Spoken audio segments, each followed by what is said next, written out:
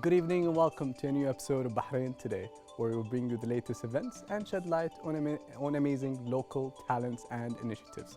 Today we'll be talking about dermatology care and an upcoming great event organized by Inspiration Economy Society. In addition to that, we will be showcasing an outstanding Bahraini artist. All this right after this short break.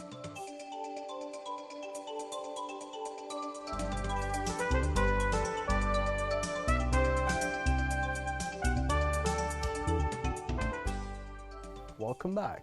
Dermacare Bahrain is the kingdom's leading dermatology and laser center.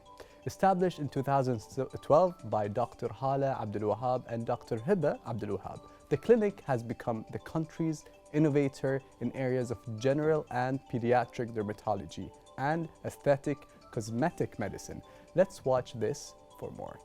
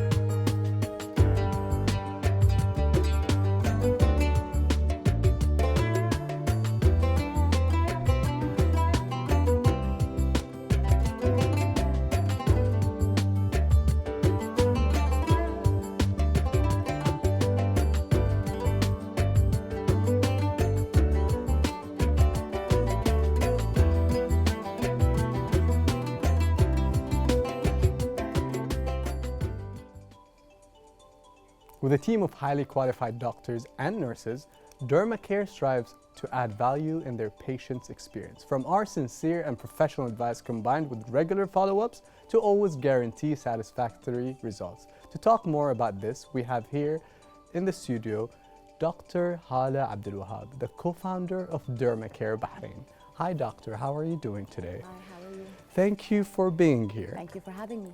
Oh, it's our pleasure. So I'll cut through the chase. My first question would be, so would you tell us more about Dermacare Bahrain and how it all started?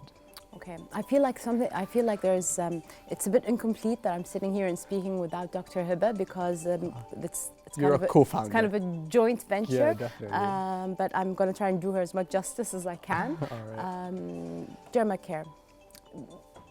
It started as it was a dream. It was always a dream to have our own place and to provide our own services and to make sure that we're providing optimal and very, very high quality. So this is where it started.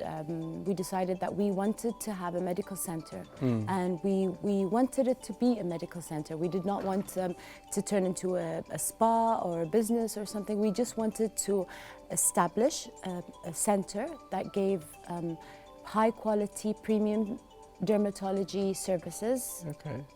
And now it became a dream come true. Alhamdulillah. Alhamdulillah. I would say we succeeded in that. Alhamdulillah, that's great. And what are the main services that you provide?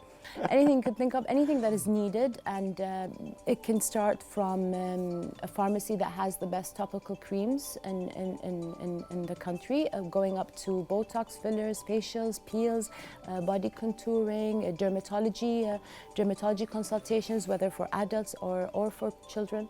And so we welcome everything. All right. Is there any services for me?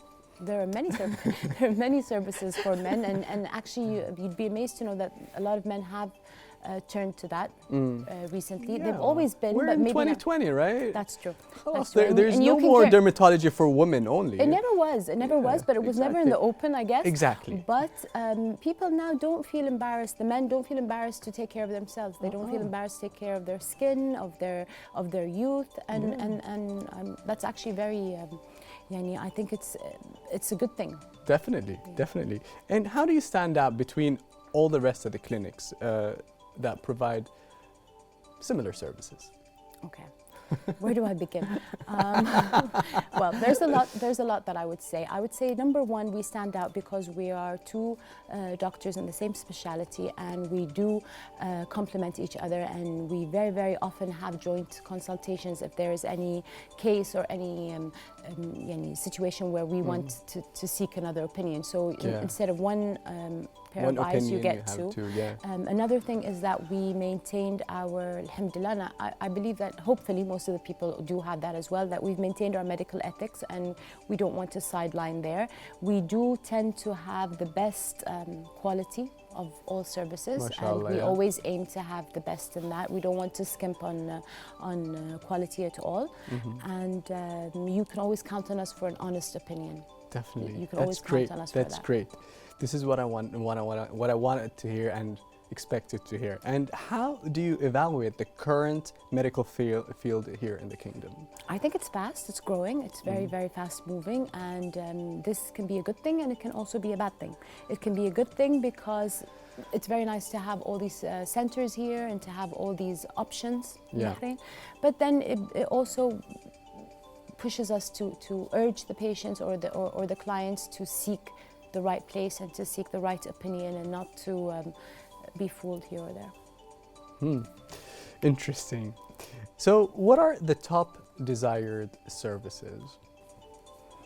I would say services are usually tailored to each patient or client, and it depends on what they're looking for. But maybe the things that have no downtime, the services and procedures that don't have a lot of downtime, like facials, hydrofacial. We've got the oxygen facials. There's the peels, Botox and fillers. Of course, are very high on that list. And I would say also body contouring is up and coming. I understand that as doctors, they've got subspecialties. What is yours? Okay, I think we do general dermatology. I say we because, like I told you, it's a joint thing. We do general dermatology, we do aesthetic medicine, and we do laser as well. So in this kind of specialty, it's already, dermatology is already it's not a subspecialty, but in some countries it's under medicine. So I believe that we've kind of covered it all. Okay. So any future plans coming? Maybe another clinic? Well, we've just recently moved to our new one, so I'm going to say we might want to stay put for a while. No, inshallah, you never know. It's always good to branch, but because Bahrain is like, everything is accessible, so maybe we'll wait a bit on that one. Right on. Yeah. And is there anything we want to add before you conclude?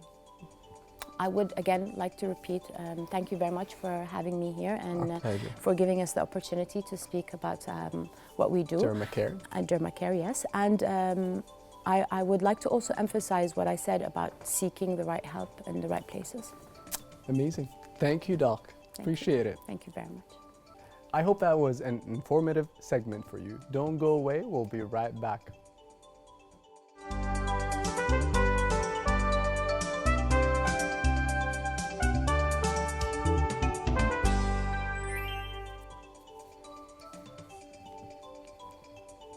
And now we turn to a thrilling event set to take place under the Inspiration Economy Society.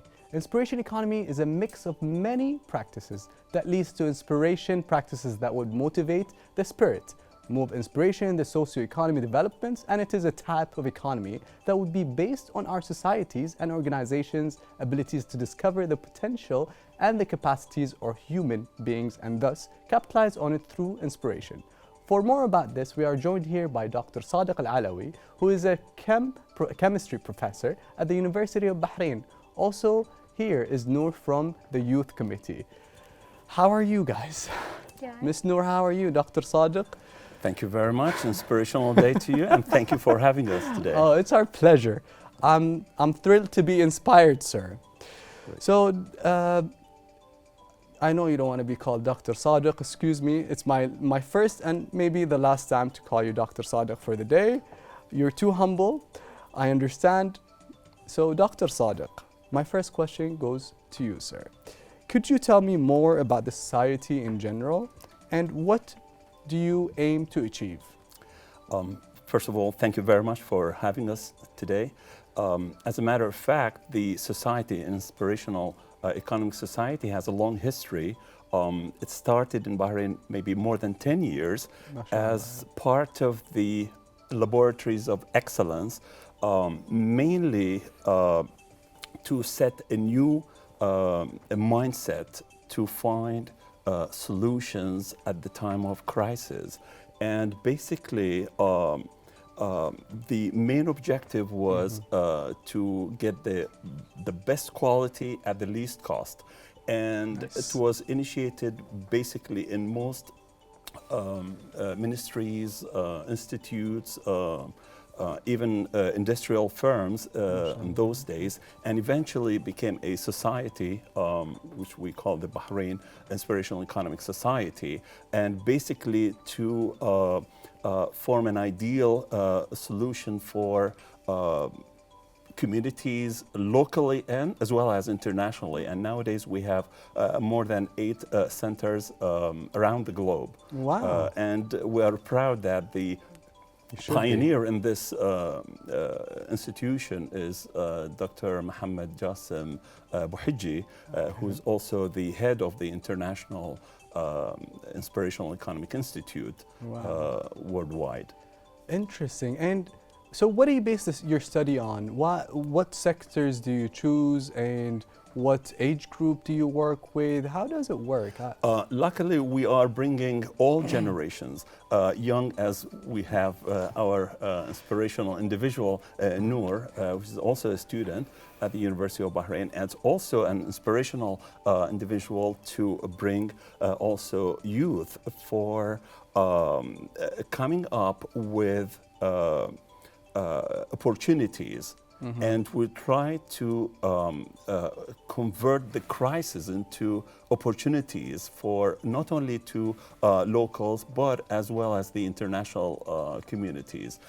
So the sectors actually very wide. You can go through education, sport, and just by looking at the sport, how Bahrain has moved forward with the inspirational attitude of His Highness Sheikh Nasser, for example, and also in terms of medicine, industry, as well as health clinics, and probably you can see the legacy nowadays still in most health centers, which have they have the logo of laboratories of excellence in most health clinics, for example.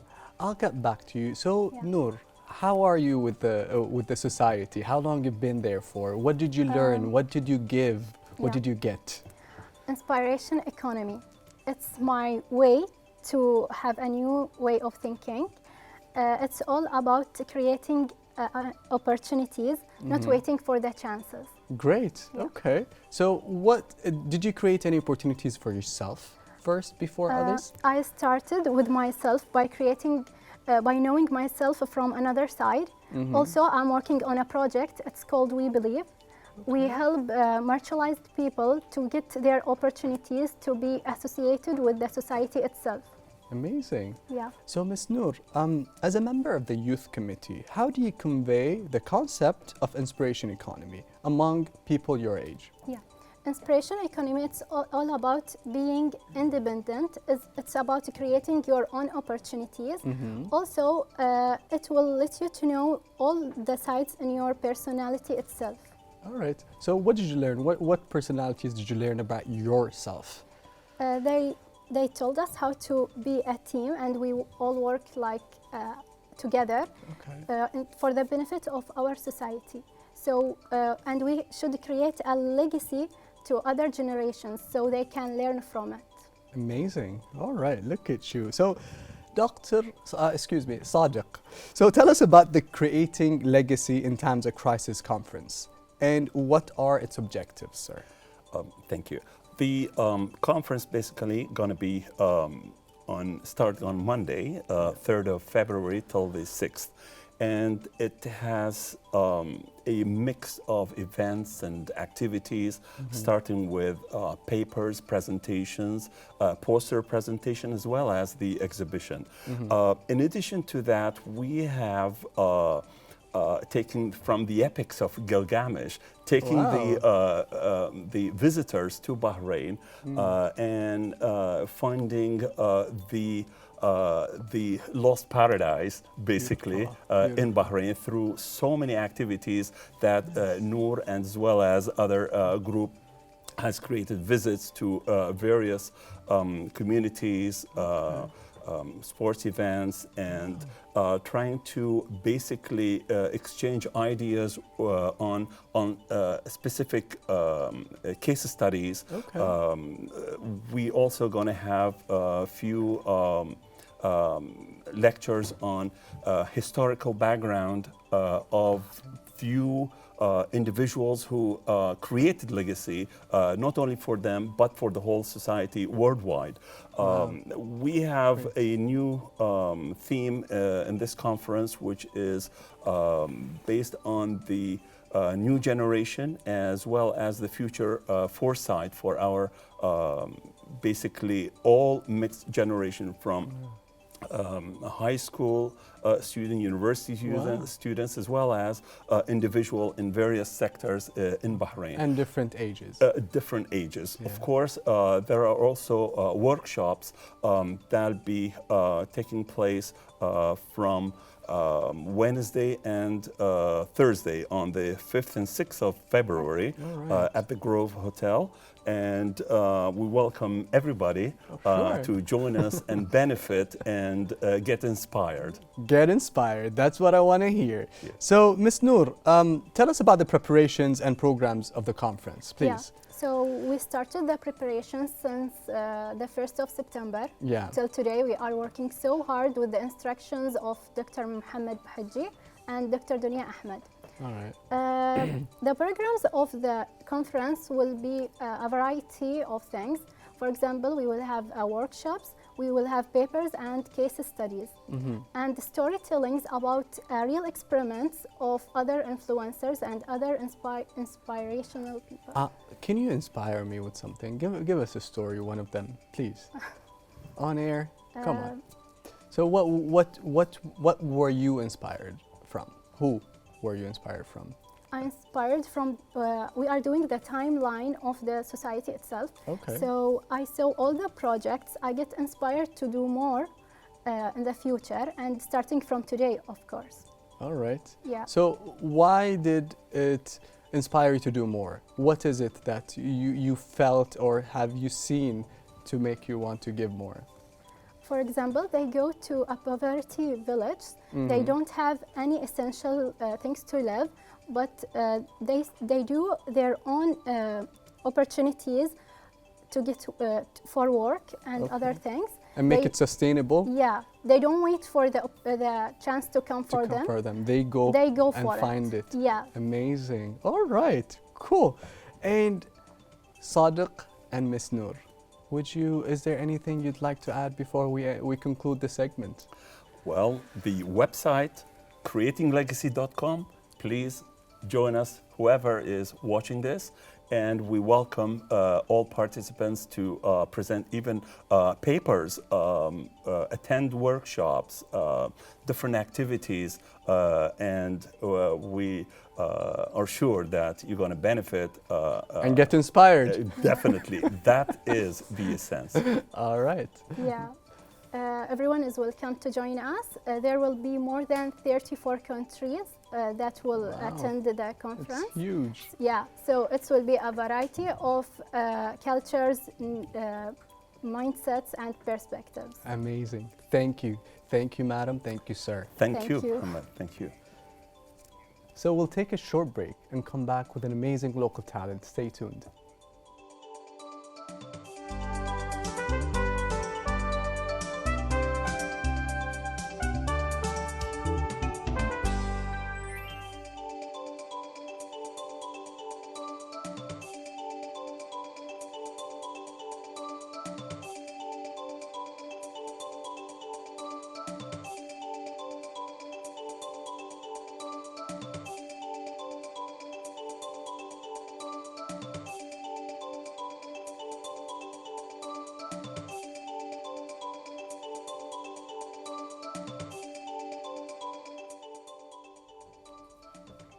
The beauty of painting relies on its ambiguity, as art has always been means to speak to the world through brushstrokes and detailed sketches. Joining us here in the studio is Samawat Malik, a young artist who will be showcasing some of her talented work and the story behind them.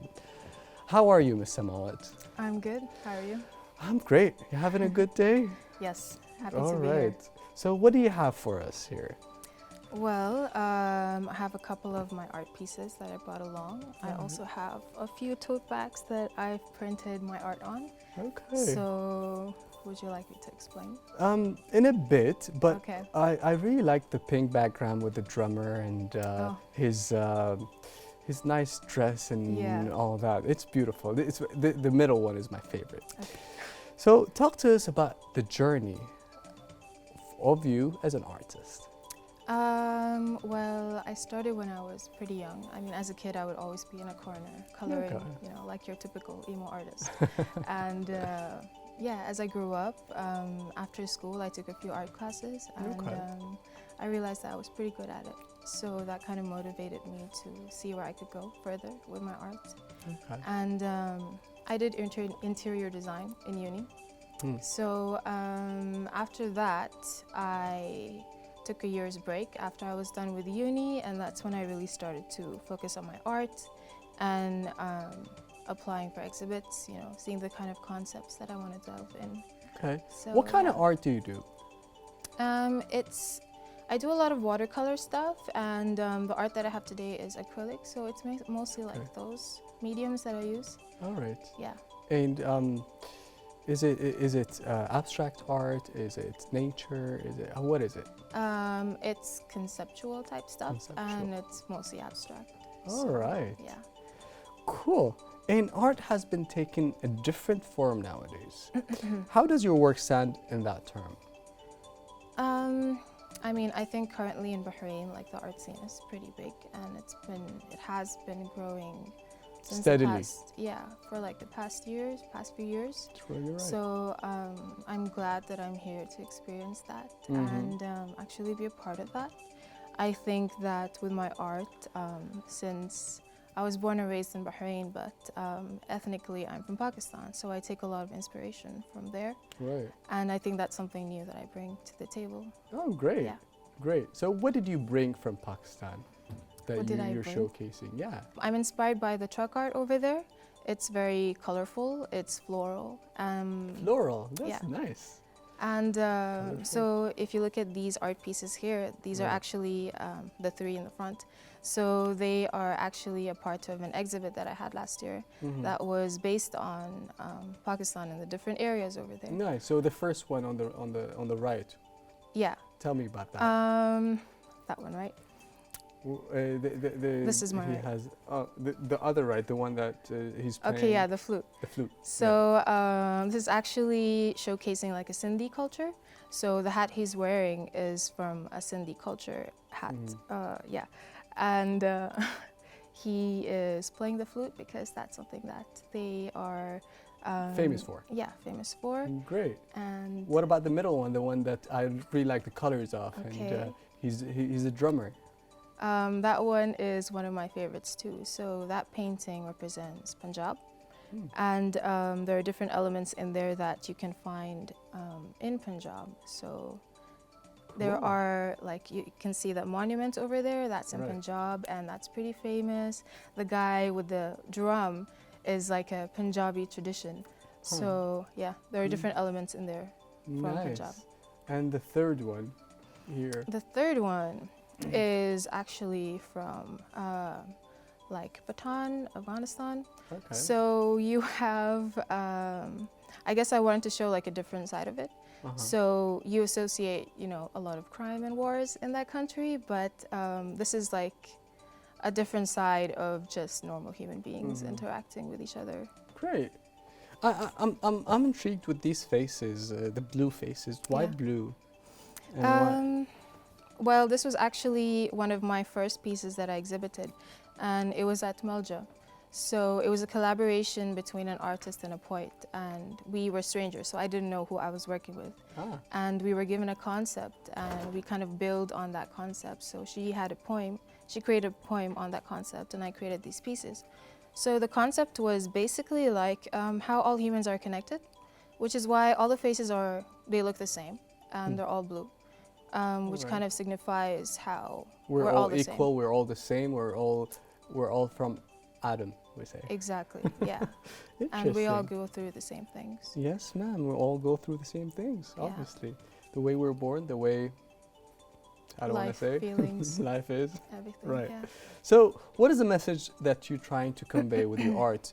I understand this one. I mean, the art that I make is just things that I feel, things that I'm inspired by. I try to showcase myself through it, I guess, my thoughts and feelings, and the things that I feel are things that everybody feels, because we're all the same.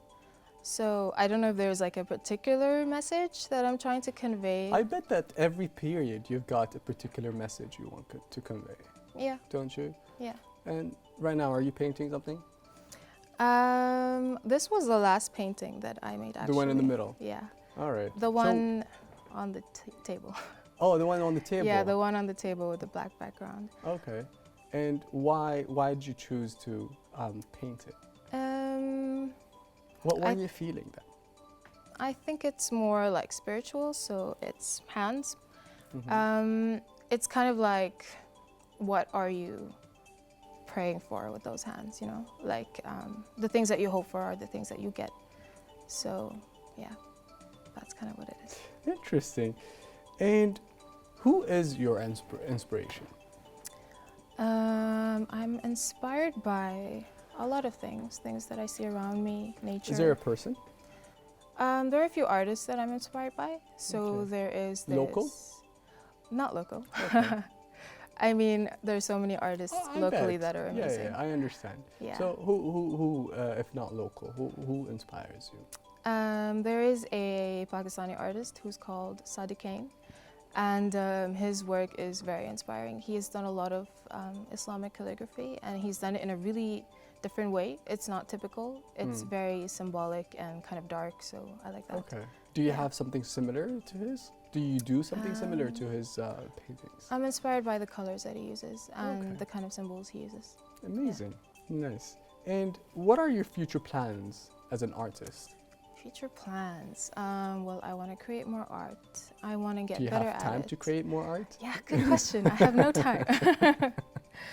It's really hard. Yeah, making because time. they always say when you're young you don't have so much money, but you have less time, and when you're old you don't have the energy, Yeah, and you have more time, but you know how it Yeah. is, life. it's a struggle. But I mean, I it wouldn't was say it's a my- struggle, but Okay. you gotta work it out, I Yeah. guess. Yeah, I'm trying. It was my 2020 resolution. I was like, I need to create more art. Mhm. So I'm trying. Yeah. Okay. Could you tell us about the bags that these are printed, right? Yeah, they're these printed. are your paintings, but they're printed on them. Exactly. Yeah.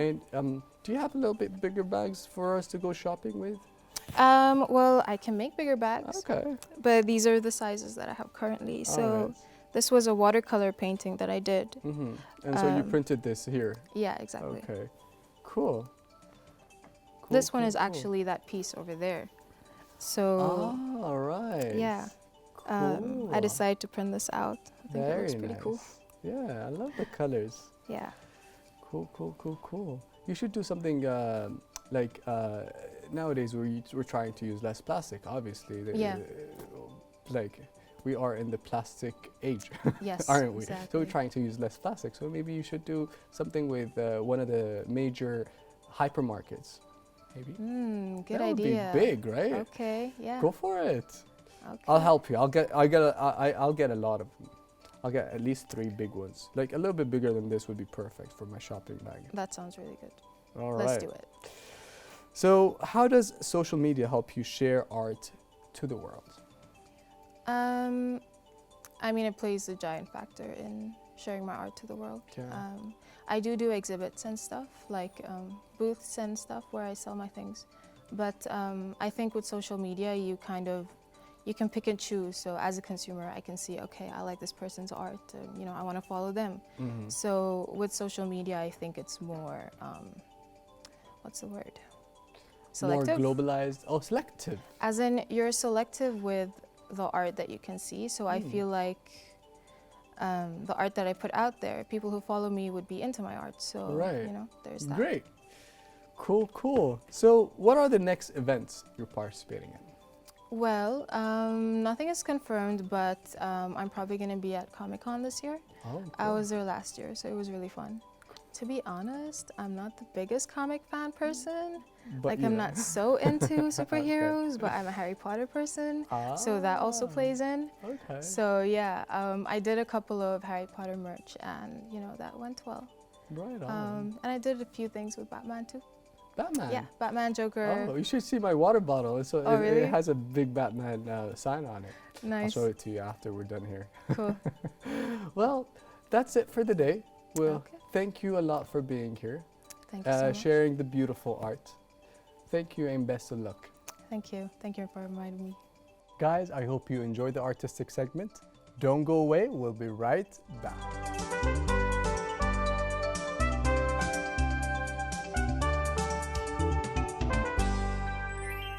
Viewers, I hope you enjoyed this episode as much as I did.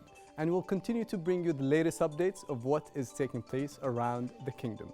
If you have any suggestions or inquiries, send us an email or DM us on Instagram on the account shown on the screen. Thank you for watching and goodbye.